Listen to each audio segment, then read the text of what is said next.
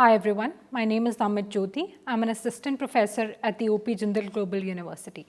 This module is titled as the International Customary Law. As discussed in the previous module, in order for a norm to qualify as customary international law, two requirements are to be fulfilled. One, a general state practice, and two, the conviction that this practice is legally required, which is opinio juris. Now let us look at these two requirements in detail. The first, which is a general state practice. The International Court of Justice, or ICJ, has stated that a general state practice, in order to constitute an international customary law, it must be constant and uniform. This implies that a certain passage of time is required, and during that period of time, what matters is the consistency in the way in which a particular matter is handled.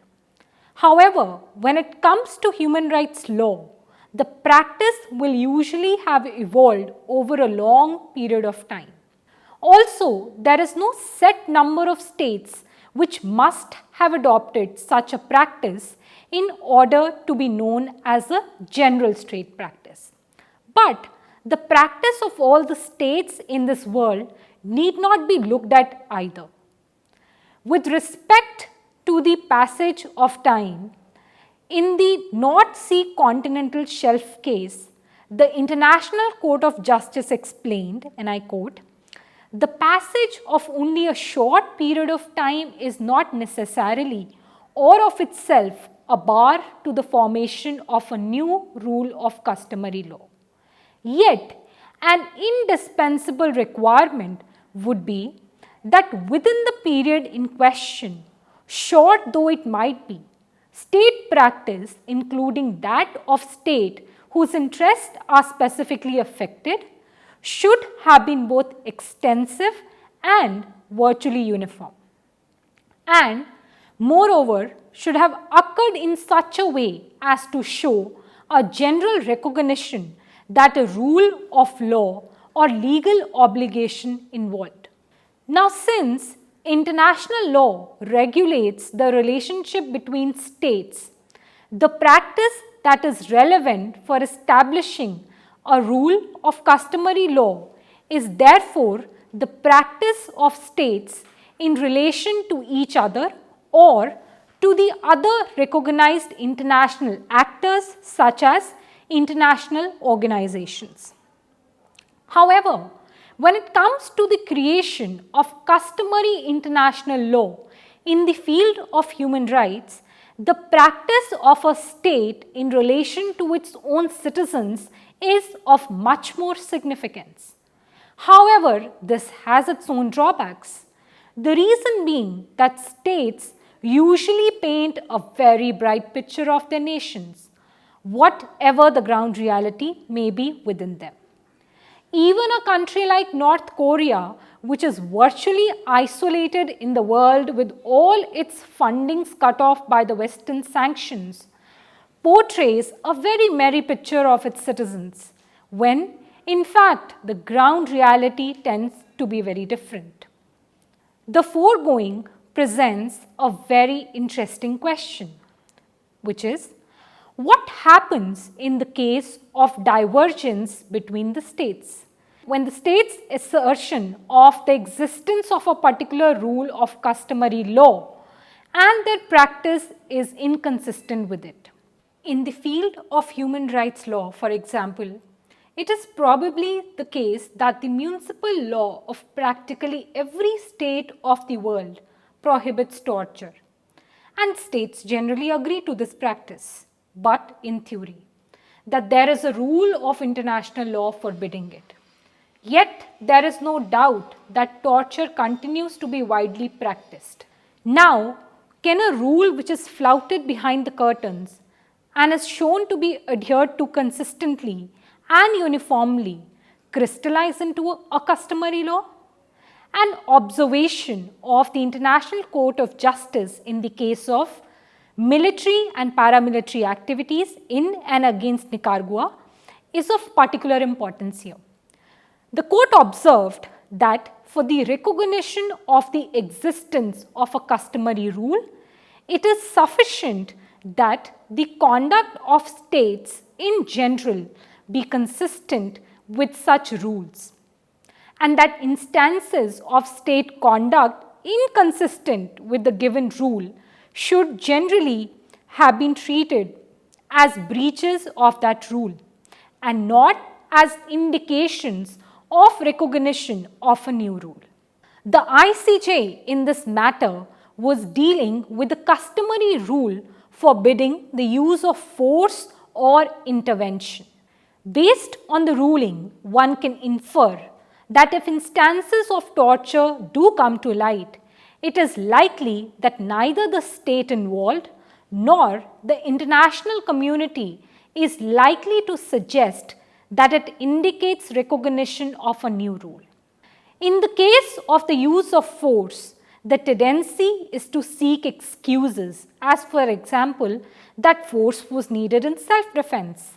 And on this, the court commented further, stating, if a state acts in a way prima facie inconsistent with the recognized rule, but defends its conduct by appealing to exceptions or justifications contained within the rule itself, then whether or not the state's conduct is in fact justiciable on that basis, the significance of that attitude is to confirm rather than to weaken the rule.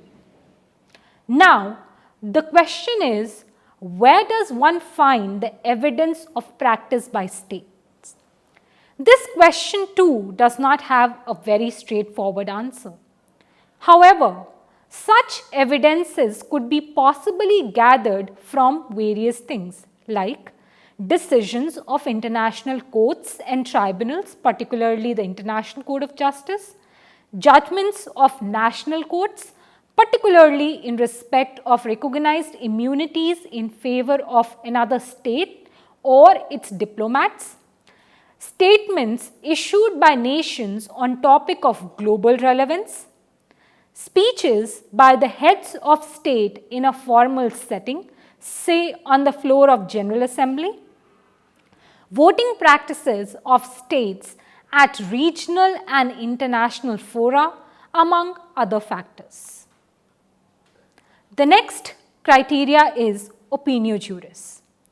Opinio juris means that an action was carried out by a state. It thought it had a legal obligation to do so. Now, in addition to a general state practice as we just discussed, it is necessary to demonstrate that states are engaging in a consistent practice because they feel that they are under a legal obligation to do so. It is important to note in this regard that a mere social usage will not suffice for this purpose. It has to be proved that the state's actions are inspired by the rule of law alone. With respect to opinio juris, the International Court of Justice has observed in the case of North Sea Continental Shelf, which was between the Federal Republic of Germany versus the Netherlands, it stated that to establish custom, the frequency or even habitual character of the acts is not enough.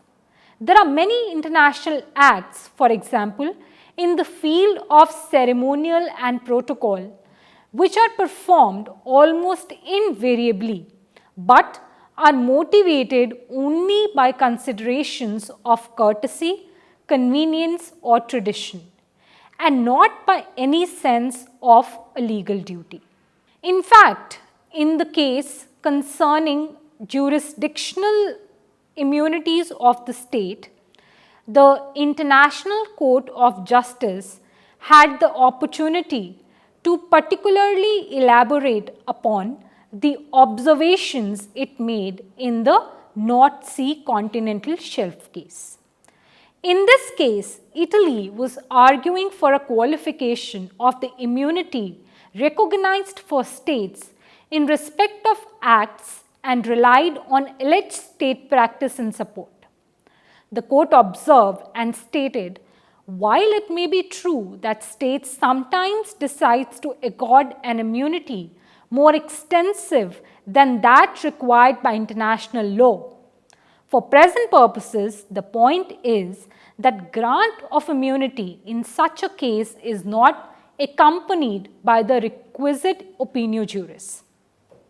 The court, in this case, therefore recognized the fact that an international act not motivated by any sense of legal duty does not constitute an opinio juris. Now that it is clear to us that what is opinio juris, we shall now move on to our next question, which is how to confirm the existence of an opinio juris. It is not an easy task to find. Why? Because a state acting in a particular manner. The reasons for doing so could be economic, political, religious, diplomatic, etc. In fact, with respect to international human rights, the problem is even more compounded as human rights by their very nature involve the action of a state towards its nationals and other residents. In this regard, the Committee on the Formation of Customary Law that was set up by the International Law Association, referred to as ILA, in the year 1985 observed and stated, what seems clear is that if there is a good deal of state practice, the need also to demonstrate the presence of the subjective element of opinio juris is likely to be dispensed with. From the foregoing, it could be deduced that if there is a good deal of state practice, then the need for presence of opinio juris could possibly be diluted to find in favor of crystallization of customary international law. The concept of opinio juris can better be understood by way of an example.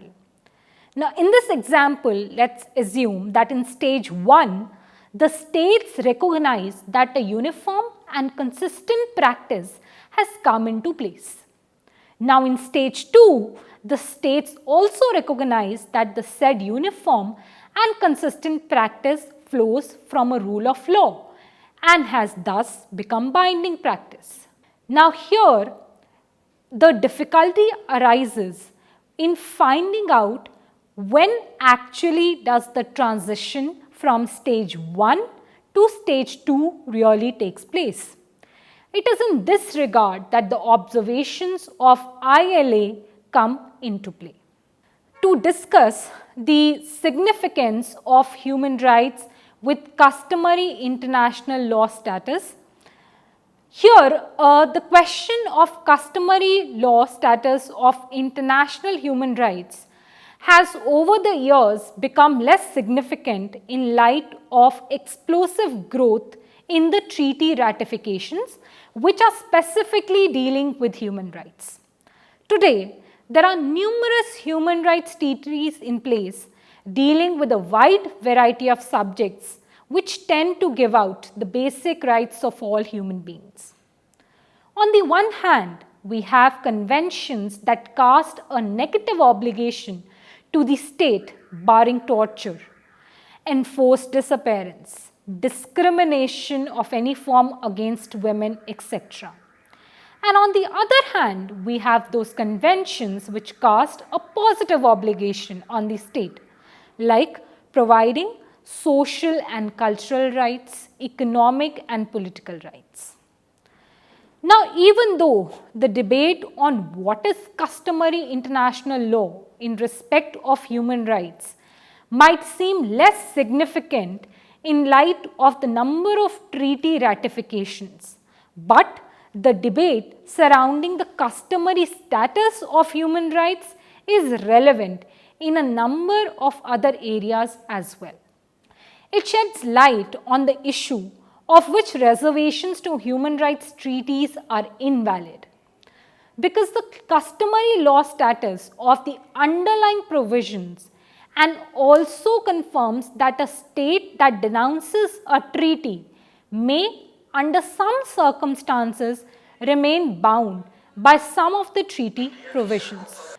Now, let us take a few examples to see how the customary status of human rights may come into play in the international arena.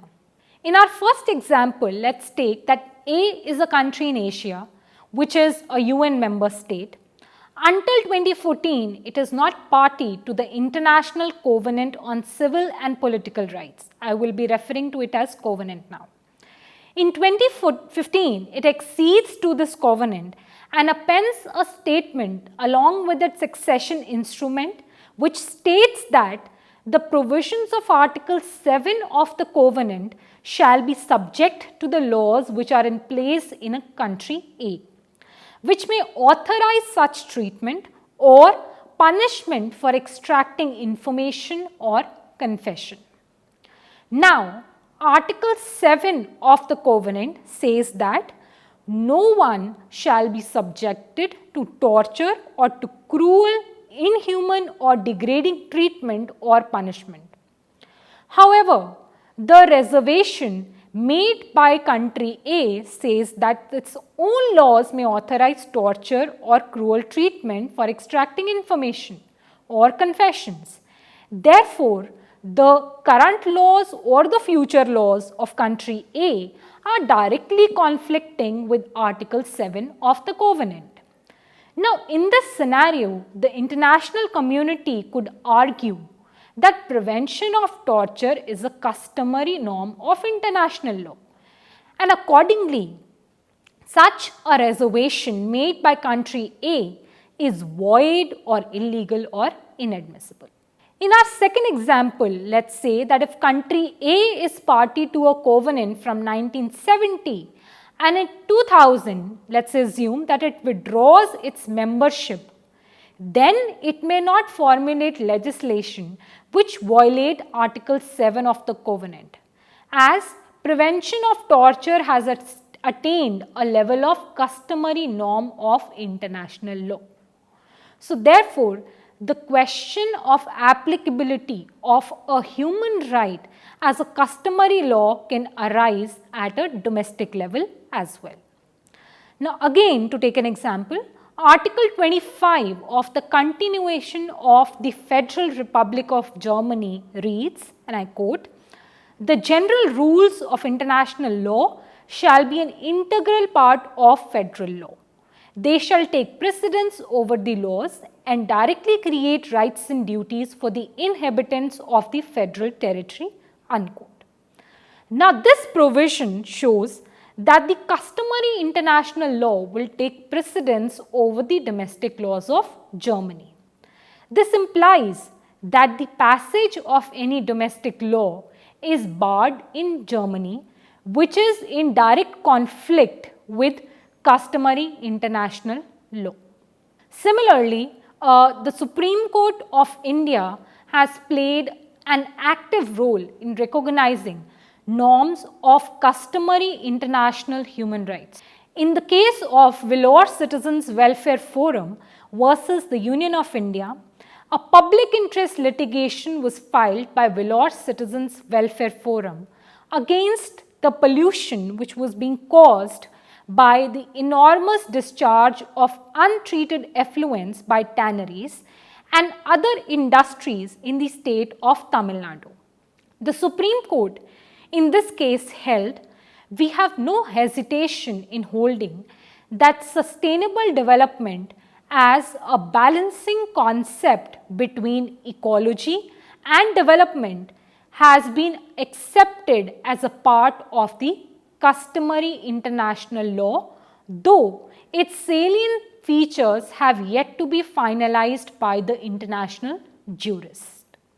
Thus, human rights with customary law status is an important area to be discussed. The International Court of Justice has explicitly recognized the customary law status of the prohibition of genocide.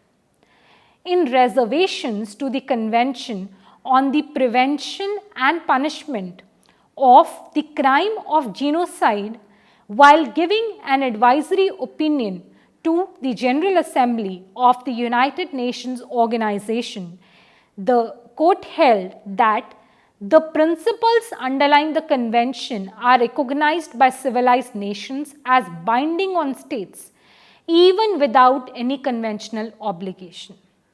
It further noted that the Convention on the Prevention of Genocide was intended to be universal in scope, with its purpose being purely humanitarian and civilizing. The court, in this advisory opinion, also noted that the contracting states do not have any individual advantages or disadvantages nor interests of their own, but merely a common interest. The foregoing language of the court indicates how it strongly felt about the prohibition of genocide as a norm of customary status. In another case concerning the military and paramilitary activities in and against Nicaragua, the International Court of Justice very categorically held that there was an obligation on the United States government in terms of Article 1 of the Geneva Conventions to respect the conventions and even to ensure respect for them in all circumstances, since such an obligation does not derive only from the conventions themselves, but from the general principles of humanitarian law to which the conventions merely give specific expression. The court then went on to add that the United States is thus under an obligation not to encourage persons or groups engaged in the conflict in Nicaragua to act in violation of the provisions of Article 3 common to the 4 Geneva Conventions. The common Article 3 of the 4 Geneva Conventions in part provides that the following acts are and shall remain prohibited at any time and in any place whatsoever with respect to the above mentioned persons. That is, violence to life and person, in particular murders of all kinds, mutilation, cruel treatment and torture, taking hostages, outrages upon personal dignity, in particular humiliating and degrading treatment. Further, the passing of sentences and the carrying out of executions without previous judgment that is propounded by a regularly constituted court, affording all the judicial guarantees which are recognized as indispensable by civilized people.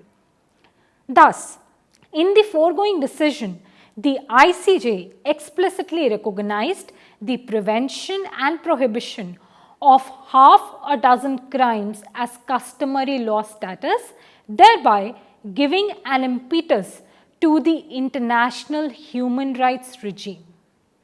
In addition, according to the restatement of the Foreign Relations Law of the United States that was codified by the American Law Institute, which is a leading independent organization in the United States that produces scholarly work to clarify, modernize and improve the law, the following human rights violations are prohibited by customary law when practiced, encouraged or condoned as a matter of state policy. These rights are genocide, slavery or slave trade, the murder or causing the disappearance of individuals, torture or other cruel, inhuman or degrading treatment or punishment, prolonged arbitrary detention, systematic racial discrimination, or a consistent pattern of gross violations of internationally recognized human rights. Furthermore, the Human Rights Committee, which was tasked with the monitoring of the International Covenant on Civil Political Rights, has also come up with its own list of human rights that represent the customary international law of human rights. These include the prohibition of slavery, torture subjecting persons to cruel, inhuman or degrading treatment or punishment, arbitrarily depriving persons of their lives, arbitrarily arresting and detaining persons, denying any freedom of thought, conscience and religion, presuming a person guilty unless he proves his innocence, executing pregnant women or children, permitting the advocacy of national, racial or religious hatred, denying to persons of marriageable age the right to marry, or denying to minorities the right to enjoy their own culture, profess their own religion, or use their own language. Thank you for listening to this module.